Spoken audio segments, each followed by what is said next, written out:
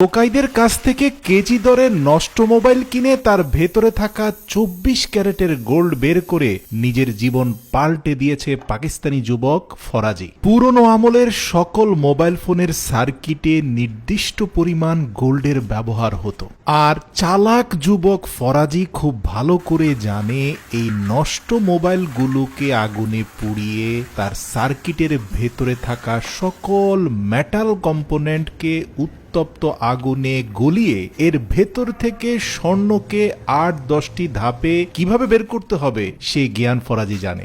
আর এই একটা প্রসেস জানার কারণে এখন ফরাজি মাসে ১৫ লক্ষ টাকা উপার্জন করে। ফরাজি দাবি করেছে প্রতি ১ মণ সার্কিট থেকে ৪ ভরি স্বর্ণ সে পেয়ে যায়। শুরুতে দেখতে পাচ্ছেন ফরাজির ছোট ভাই ফরহাদ, সে মূলত মোবাইল ফোনগুলোর ভেতর থেকে যে নির্ধারিত সার্কিটের মধ্যে গোল্ড রয়েছে সেই সার্কিটটাকে আলাদা একটা পাত্রে জমা করছে।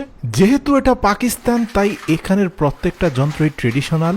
দেখতে পাচ্ছেন একটা ট্রেডিশনাল গ্রাইন্ডারের মধ্যে সবগুলো সার্কিটকে রেখে তীব্র বেগে আগুনের স্প্রে চালু করে দেওয়া হয়েছে। পাইপ দিয়ে বের হওয়া তীব্র গ্যাসের প্রেসারের সাথে উত্তপ্ত আগুন ভিতরের সার্কিটগুলোকে পুড়িয়ে দিচ্ছে, যার ফলে এই দীর্ঘ সময়ের স্পিনিং এবং হিটিং প্রসেসের মাধ্যমে সব মেটাল কম্পোনেন্ট মানে কলকব্জা সব আলাদা হয়ে যাচ্ছে। আপনারা দেখতে পাচ্ছেন এখানে প্রায় ১ মণ পরিমাণ গ্রাইন্ডিং করা সার্কিট রয়েছে। এখন এই সার্কিটের মধ্য থেকে যেই কম্পোনেন্টগুলো পিওর স্টিলের সেগুলোকে হাত দিয়ে আলাদা করে ফেলা হচ্ছে, যেগুলোতে সম্ভাব্য গোল্ড রয়েছে সেগুলোকে একেবারে ট্রেডিশনাল ওয়েতে মাটি চাপা দিয়ে পোড়া দেওয়া হচ্ছে। কোরিয়া জাপান হলে হয়তো আপনি এখানে স্বয়ংক্রিয় অনেক মেশিনের ব্যবহার দেখতেন। যেহেতু এটা পাকিস্তান, তাই মাটি চাপা দিয়ে গাড়ির পুরনো মোবিল ছিটিয়ে সেখানে আগুন ধরিয়ে দেওয়া হলো। প্রাথমিক আগুনে পুড়ে যাওয়া সার্কিটগুলোকে একেবারে মিহি করে ফেলার জন্য আরেকটা ট্রেডিশনাল গ্রাইন্ডারের মধ্যে সংযুক্ত করা হলো, যেটা স্বয়ংক্রিয়ভাবে চালিত হয়ে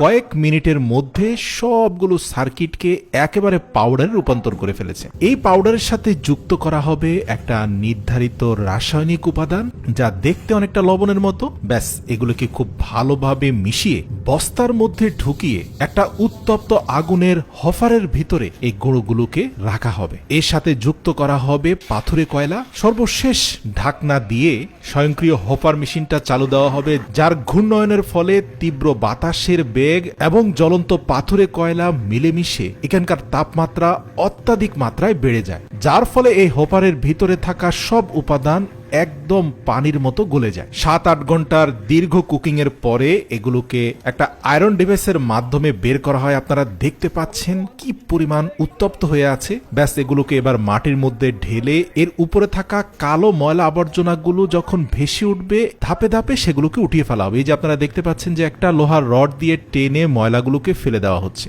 আর আপনারা জানেন মেটালের সাথে অন্য অন্য উপাদান সহ সব যখন গলিয়ে ফেলা হয়, মেটাল কম্পোনেন্ট নিচে পড়ে যায় আর ময়লা আবর্জনাগুলো উপরে ভেসে আসে। তো যাই হোক, পানি ছিটিয়ে বেশ কয়েকটি ধাপের পরে একটা শক্তপোক্ত ধাতব উপাদান পাওয়া গেল, যা সার্কিট থেকে বের হয়েছে। প্রিয় দর্শক, মনে রাখতে হবে এর ভেতরে কিন্তু গোল্ডের উপাদানও রয়েছে। এবার লোহার কড়াইয়ের মতো বেঁচে থাকা এই লৌহ দণ্ডটাকে আবারও ট্রেডিশনাল ওয়েতে কয়লা ছিটিয়ে আগুন ধরিয়ে হোপারের মাধ্যমে তীব্র বাতাসের প্রবাহ সৃষ্টি করে এটাকে চতুর্থ ধাপের মতো আবারও গলানো হয়েছে। আর একজন ব্যক্তি দূর থেকে আরেকটা লোহার ডিভাইসের মাধ্যমে ময়লাগুলো ভিতর থেকে বের করে নিয়ে আসার চেষ্টা করছেন। আর দীর্ঘ ৩-৪ ঘন্টা এর ভেতর থেকে একাধিকবার ময়লা বের করার পরে বেঁচে থাকা লৌহদণ্ডটাতে আপনারা স্পষ্ট স্বর্ণের উপস্থিতি দেখতে পাচ্ছেন। ব্যাস, এর সাথে মিশ্রিত করা হবে বেশ কয়েকটি রাসায়নিক কেমিক্যাল। ফরাজি জানে যে কেমিক্যালগুলো মূলত এই মেটাল কম্পোনেন্ট থেকে গোল্ড কম্পোনেন্টটাকে আলাদা করে ফেলবে। তো এই রাসায়নিক ২-৩টি উপাদান মিশিয়ে পুরো রাত